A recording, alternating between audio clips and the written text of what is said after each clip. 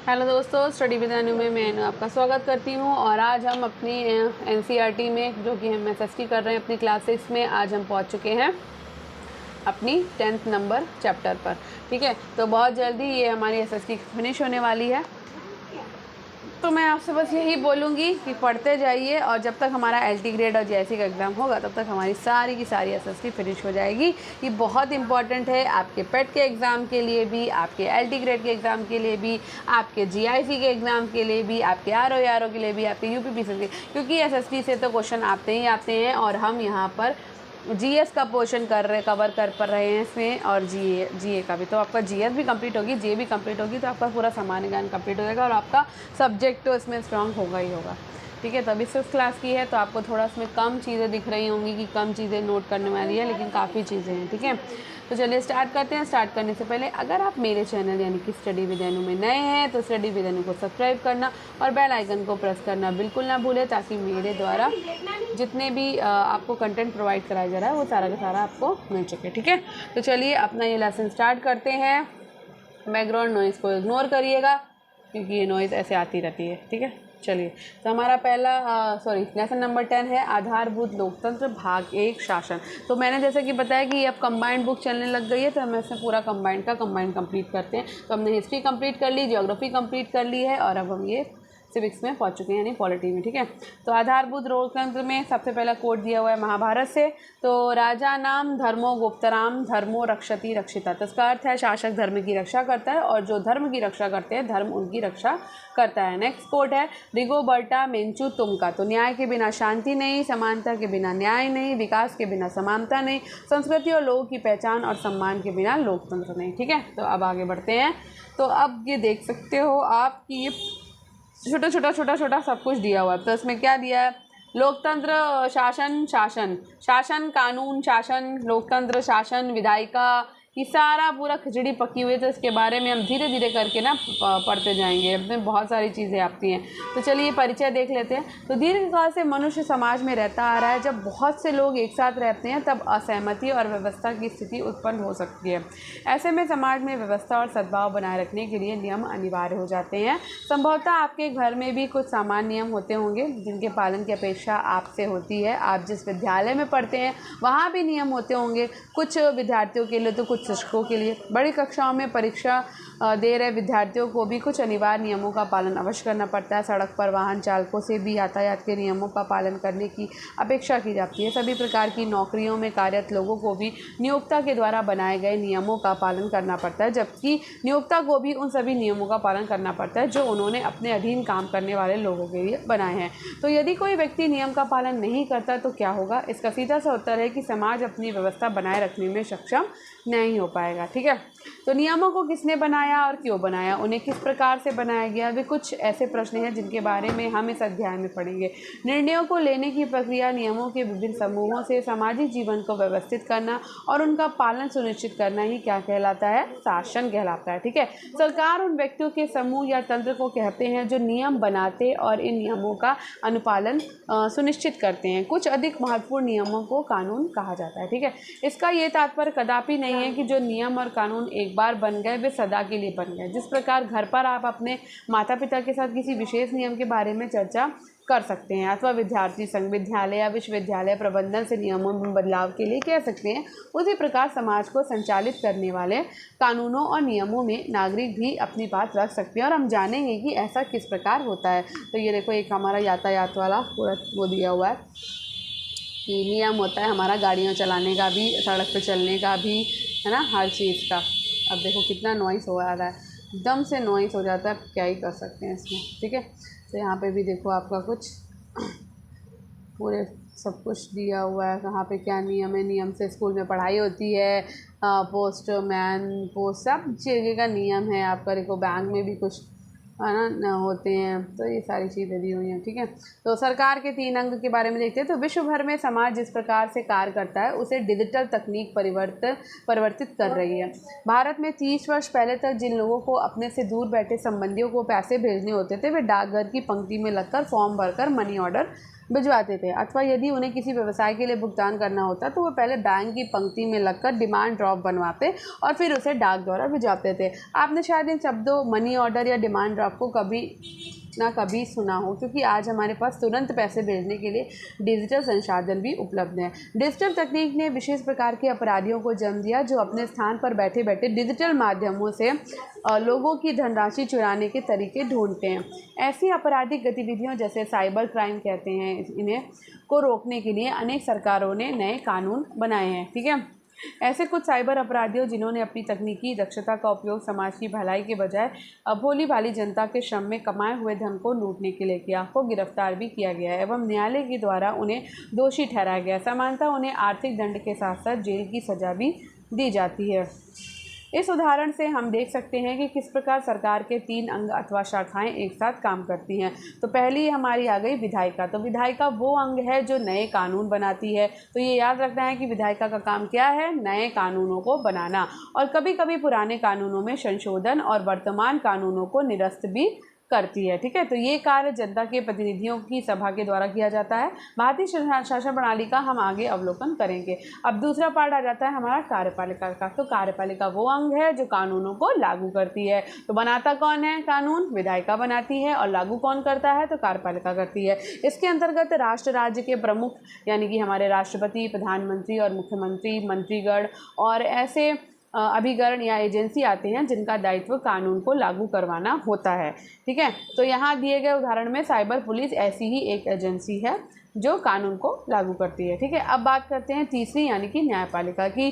तो न्यायपालिका न्यायालयों की प्रणाली है जिस बात का निर्णय करती है कि क्या किसी ने कानून तोड़ा और यदि तोड़ा तो उस पर क्या कार्रवाई की जाए। ठीक है, या फिर यदि आवश्यक हो तो उसे क्या दंड दिया जाए। कभी कभी ये इस बात की भी जांच करती है कि क्या कार्यपालिका के द्वारा लिया गया कोई निर्णय ठीक है या नहीं, अथवा विधायिका के द्वारा पारित किया गया कोई कानून भली भांति परखा गया और सभी के हित में है या नहीं। तो ये बात भी न्यायपालिका देखती है।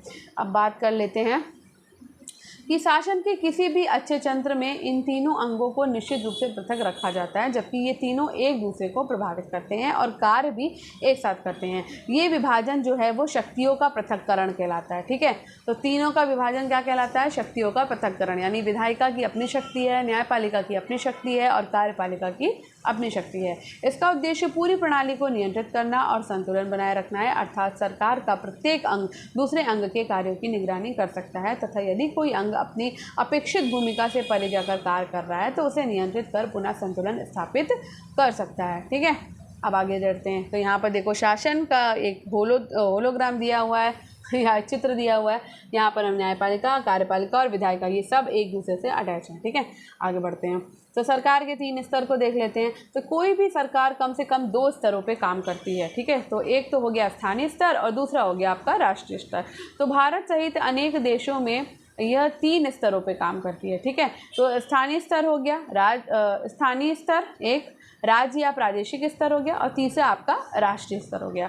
तो भारत सहित ये अनेक देशों में तो भारत में हमारे 3 स्तर काम करते हैं। स्थानीय स्तर काम करता है, राज्य या प्रादेशिक स्तर काम करता है और तीसरा आपका राष्ट्रीय स्तर काम करता है। प्रत्येक स्तर पर भिन्न विषयों पर कार्य करता है। इसे तुलनात्मक परिप्रेक्ष्य देखें तो यदि आपके घर का बल्ब नहीं जल रहा है, ऐसे में आप पहले बल्ब, स्विच, फ्यूज आदि जांचेंगे। यदि वे काम नहीं कर रहे तो आप बिजली मिस्त्री को बुलाएंगे और यदि ये पता चले कि समस्या घर पर नहीं है तो आप बिजली विभाग जाकर शिकायत को दर्ज कराएंगे।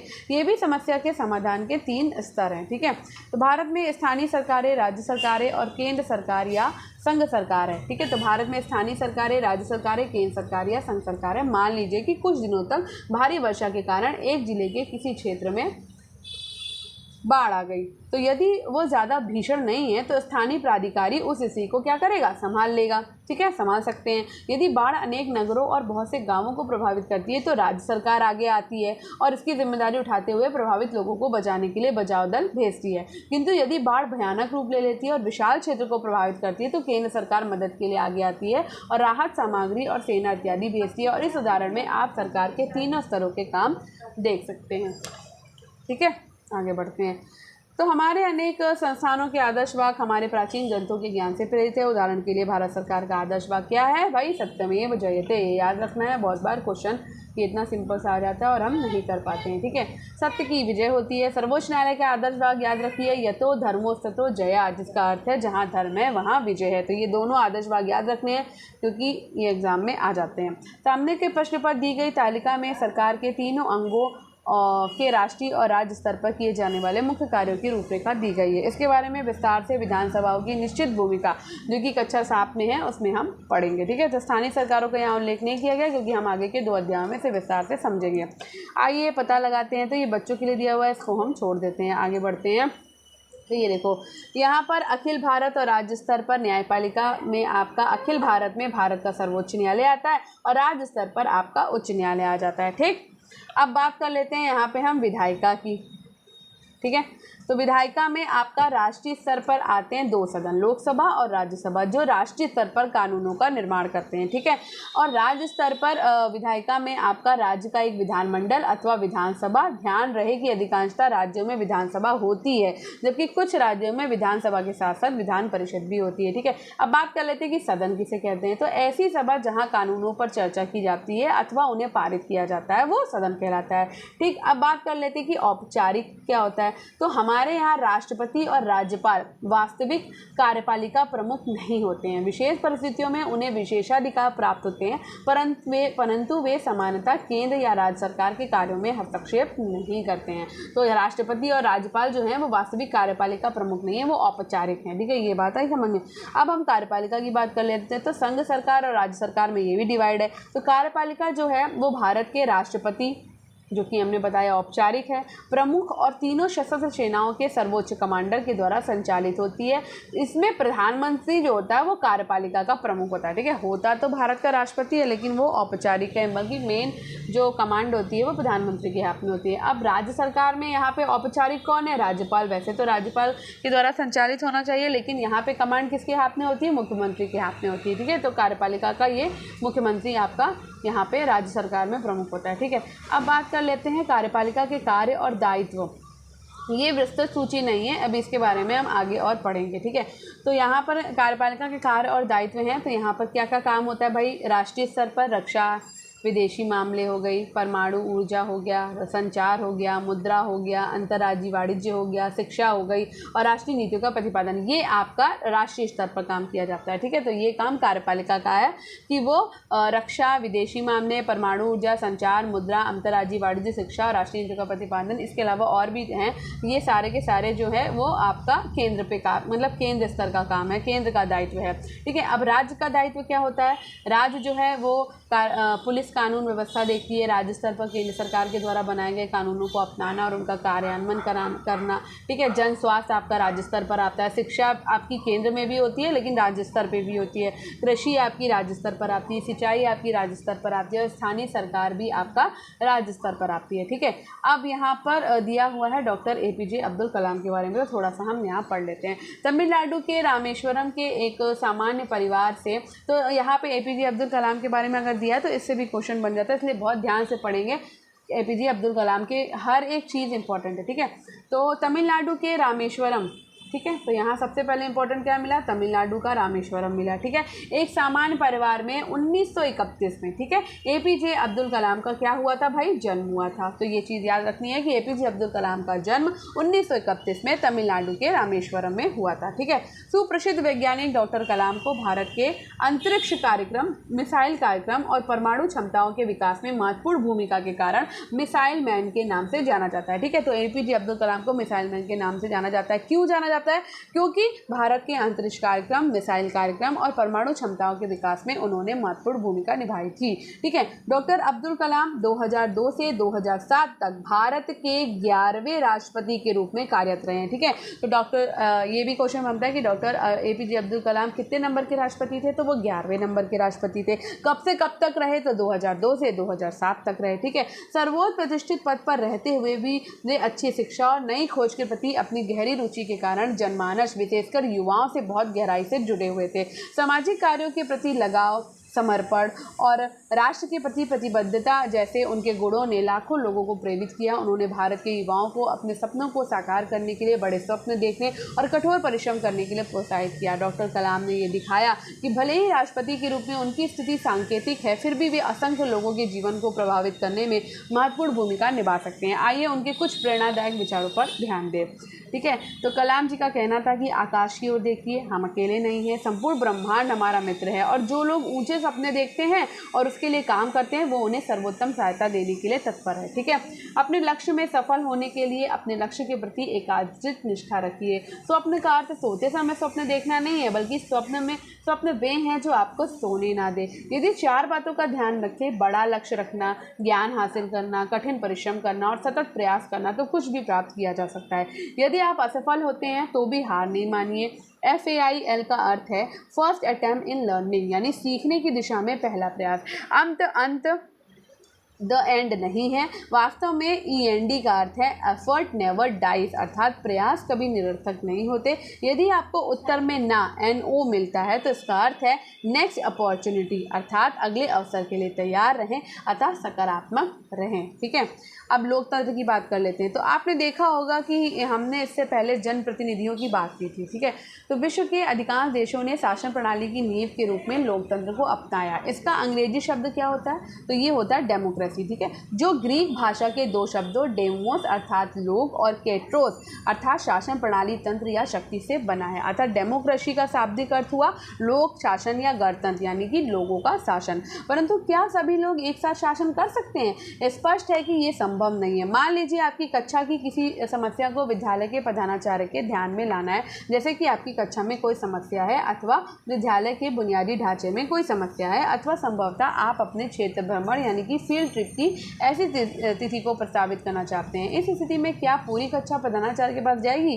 तो ये व्यवहारिक नहीं होगा। बहुत से विद्यालयों में पूरी कक्षा मिलकर कक्षा के मॉनिटर या कक्षा के प्रतिनिधि का चयन करती है। यदि कोई मॉनिटर नहीं भी है तो भी किसी विशेष कार्य के लिए किसी एक प्रतिनिधि का चयन किया जा सकता है और इस प्रतिनिधि को प्रधानाचार्य के पास भेजा जा सकता है। ये सिद्धांत राज्य और राष्ट्रीय स्तर पर भी क्या होता है? लागू होता है। ठीक है, चुनावों के माध्यम से जनता अपने प्रतिनिधियों को वोट देकर क्या करती है? चयन करती है। जो संबंधित सभा के चयनित सदस्य होते हैं उन्हें प्रायः राज्य के स्तर पर विधायक और राष्ट्र के स्तर पर सांसद कहा जाता है। ये सभी चयनित सदस्य विधानसभा, लोकसभा में कानूनों पर चर्चा करते हैं, समस्याओं और समाधानों पर विचार विमर्श करते हैं। मतभेद की स्थिति में एक दूसरे से संवाद और तर्क वितर्क के द्वारा समस्या का हल करने का क्या करते हैं? प्रयास करते हैं। ठीक है, तो ये देखो यहाँ पे वोट का एक चित्र दिया हुआ है। ठीक है, आगे बढ़ते हैं। किसी भी आधुनिक लोकतंत्र की तरह भारत में जनप्रतिनिधि आधारित लोकतंत्र है। ठीक है, तो भारत में जनप्रतिनिधि आधारित लोकतंत्र है। ठीक है, 2024 के परिप्रेक्ष्य में देखें तो लगभग 97 करोड़ मतदाताओं के साथ भारत विश्व का सबसे बड़ा लोकतंत्र भी है। ठीक है, तो भारत में कानून के अनुसार 18 वर्ष से ऊपर की आयु के सभी भारतीय नागरिकों को चुनाव में मतदान करने का क्या है? अधिकार है। मान लीजिए आपकी कक्षा पिकनिक पर जाने की योजना बना रही है। पिकनिक पर जाने के 2 संभावित स्थान है, गा और खा। इन दोनों स्थानों पर जाने के लाभ हानि जैसे उनकी दूरी, पहुंचने में लगने वाला समय, खर्च, मूलभूत आवश्यकताओं की उपलब्धता आदि पर कक्षा विचार विमर्श करती है। इन स्थितियों में सभी के लिए किसी एक निर्णय पर आना कठिन हो जाता है। ऐसे में शिक्षक निर्णय लेते हैं कि मतदान से समस्या का समाधान निकल सकता है। ठीक है, कि क स्थान पर जाने वाले विद्यार्थी अपने हाथ उठाएं और उसके बाद जो विद्यार्थी खास स्थान पर जाना चाहते हैं वो भी अपने हाथ उठाएं।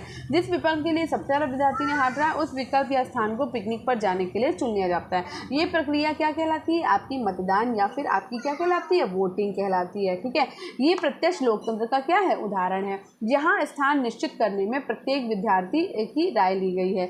आधारभूत धरातलीय लोकतंत्र उस तंत्र की ओर इशारा करता है जिसमें सामान्य नागरिकों की भागीदारी को प्रोत्साहित और सुनिश्चित किया जाता है, जैसे कि आपका चित्र दिया गया था। ठीक है, दिखाया गया पिरामिड का आधार। इस प्रकार के तंत्र में नागरिक स्वयं को प्रभावित करने वाले निर्णयों पर अपनी बात रख सकते हैं।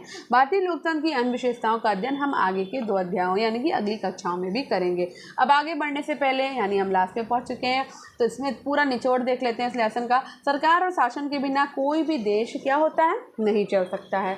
ठीक है, एक तो ये बात हो गई। आधुनिक सरकार के कितने अंग हैं? तो भाई 3 अंग हैं। ठीक है, विधायिका, कार्यपालिका और न्यायपालिका, जिन्हें एक साथ कार्य करने की आवश्यकता होती है। भारत सरकार जो है वो 3 स्तरों पे कार्य करती है, संघीय स्तर यानी कि राष्ट्रीय स्तर, और ठीक है, ये हो गया। दूसरा हो गया आपका राज्य स्तर और तीसरा आपका हो गया स्थानीय स्तर। ठीक है, लोकतंत्र इस प्रणाली की पूरी रूपरेखा है। ये राज्य और राष्ट्रीय दोनों स्तरों पर चयनित प्रतिनिधियों के माध्यम से काम करती है। ठीक है, तो राज्य स्तर पर उनको क्या कहा जाता है? विधायक कहा जाता है। और जो आपके राष्ट्रीय स्तर पर होते हैं तो उनको हम क्या कहते हैं? सांसद कहते हैं। ठीक है, ये हो गया।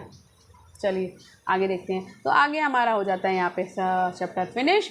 तो आई होप आपको आज का ये वीडियो पसंद आया होगा। तो अगर आपको आज का ये वीडियो पसंद आया हो तो वीडियो को लाइक करिए, शेयर करिए और चैनल को सब्सक्राइब करना बिल्कुल मत भूलिए। स्टडी विद अनु के साथ कनेक्टेड रहिए। स्टडी विद अनु को सब्सक्राइब करिए और बेल आइकन को प्रेस करिए ताकि मेरे आगे आने वाले सभी वीडियोस की नोटिफिकेशन और सारी क्लासेस आपको प्रोवाइड हो सके। ठीक है, चलिए कल मिलते हैं नेक्स्ट क्लास में।